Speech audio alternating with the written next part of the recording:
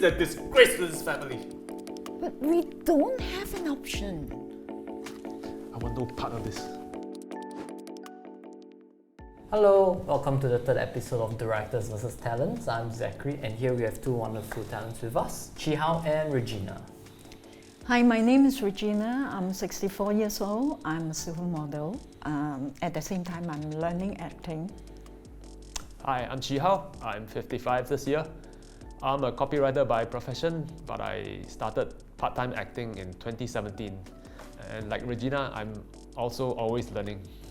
So, similar to the past two episodes, our two talents right here will be interpreting two very different scripts and they'll bring out their own version of the stories. Let's begin!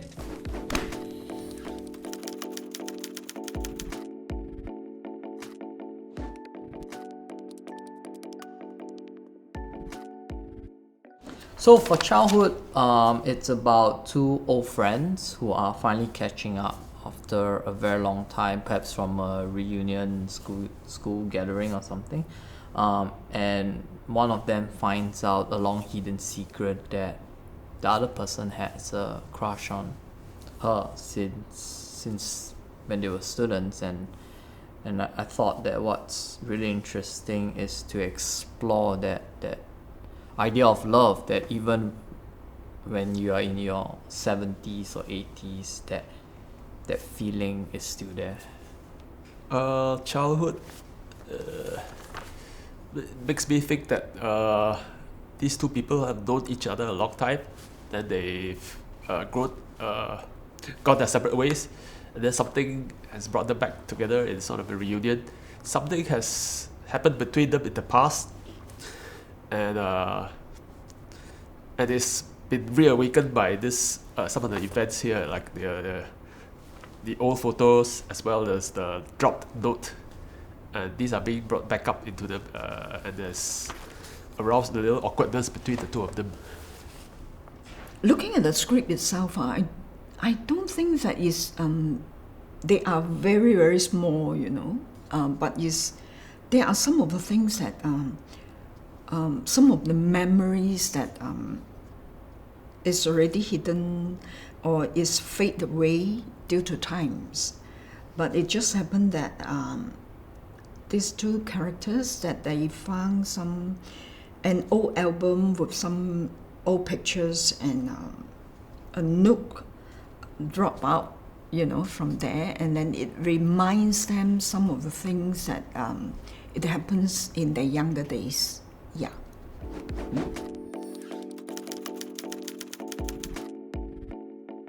3, 2, 1, action! By the time the headmaster, he wanted to punish us for turning the school brown. It was so fun. Yeah. Do you still remember? You cried and then you fought.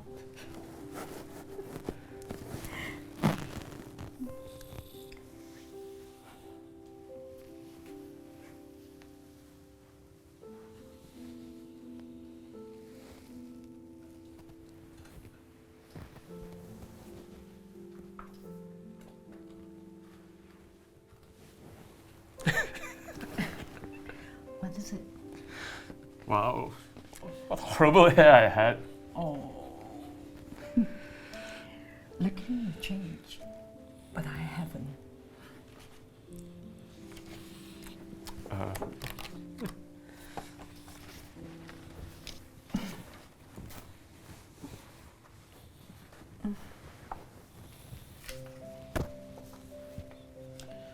Dear Sophia,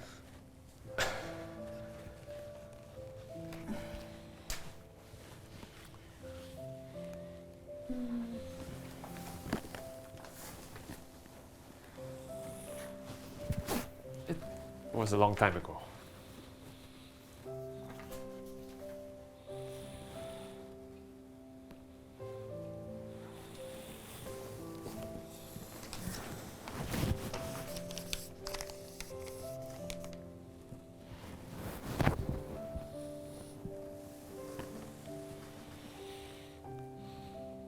it's okay.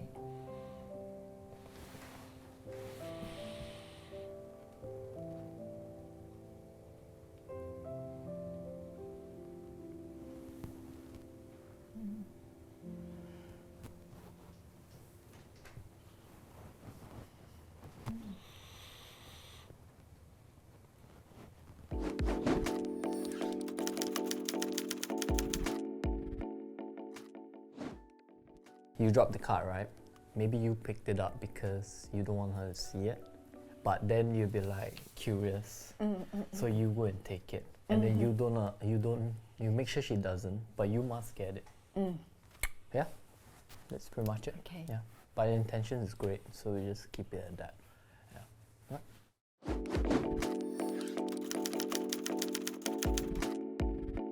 Three, two, one, action. They gave us in the school canteen food. Yes. You felt that, right? Yeah, so long ago.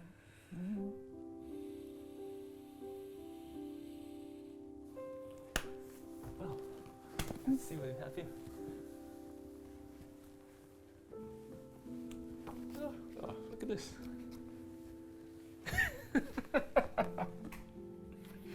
Wow, horrible hair I had. At least you change. But I hardly any.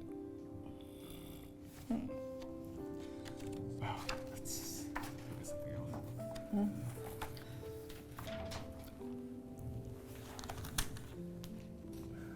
Dear Sophia,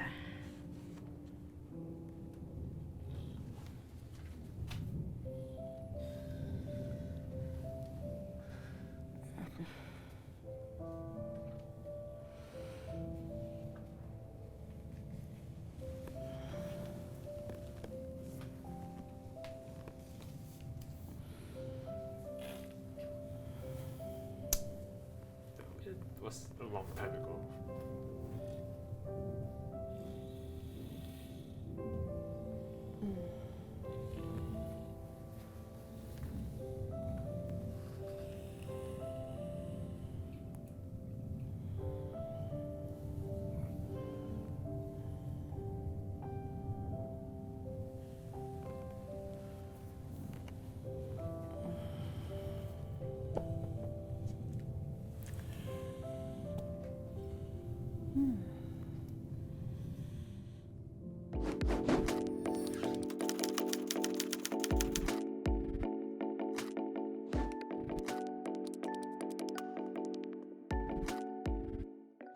So for pregnancy, it's about two Asian Singaporean parents who's trying to sort of like discuss how to go about helping their pregnant daughter.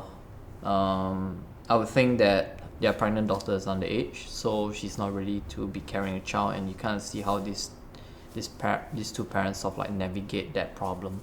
So Andrew and Sophia are parents of their daughter Sarah, who has unexpectedly become pregnant, and Andrew wants to abort the child, whereas Sophia is opposed to having an abortion, and the two are having a little conflict over this. I'm totally agree with Sylvia. Yeah, and I will react the same way as what the script is written. I don't believe in escaping. I don't believe in running away from responsibility. That's what I feel. It's a very, very difficult situation for the parents as well as the couple, the young couples. Yeah.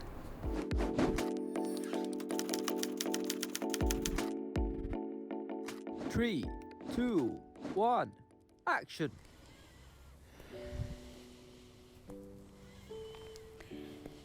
But okay,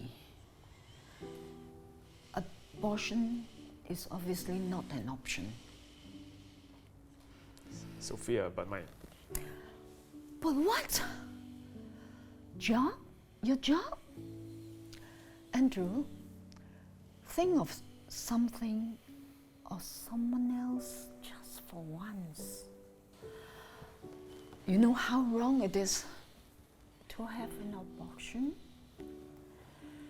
How wrong it is in God's eyes. What do you mean? I've done so much for this family. I am this close to having the biggest promotion of my life. What will people say when they find out? But we don't have an option. Do you think Sarah is even mature enough to take care of that baby? She can barely take care of herself. It's not a pet dog, Sophia. It's a living, breathing human being. And you know what? I can't believe she did this to us. She's a disgrace to this family.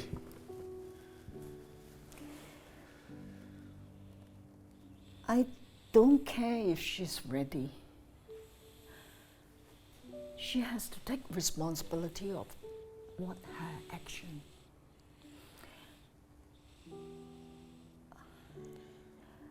And I wouldn't want to bear the guilt of knowing I allowed this baby to be killed. You know what? You're so willing to let this family be disgraced. You're on your own. I want no part of this.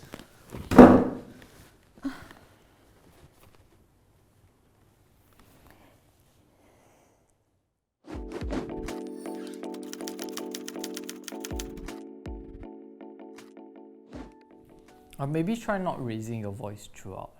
Okay. Yeah, let's try that method. Then maybe for you, you don't have to follow word per word. I think some moments work in terms of the lines, but some moment when you enunciate, it just feels a bit odd. So I think as you deliver the lines, try to be aware that ask yourself, is it something you would say? And how will you say it? Yeah, something to think about constantly as you're having this conversation with each other. Okay, let's try it.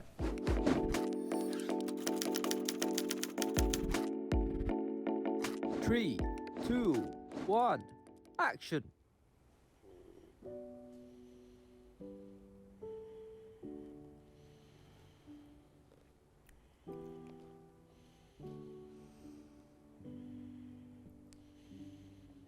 Okay. But abortion isn't an obvious option. Sophia, but my... But what? Ja? And you just think of something else or someone instead of your job just for this time. You know how wrong it is? How wrong it is in God's eyes? What do you mean? Everything I do is for this family. Do you know how close I am to the biggest promotion in my life? What will people say when they find out?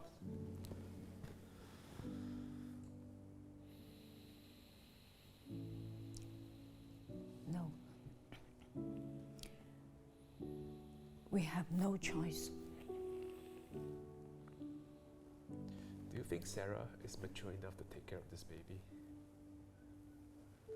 She can barely take care of herself. Sophia is not a pet dog. It's a living, breathing human being. And I can't believe she did this to us. She's a disgrace to this family. I don't care. I don't care if she's ready. She has to take responsibility of what she does. And I wouldn't want to bear the guilt of knowing and allowing this child to be killed. You know what? You're also willing to let this family be disgraced. You're on your own. I want no part of this.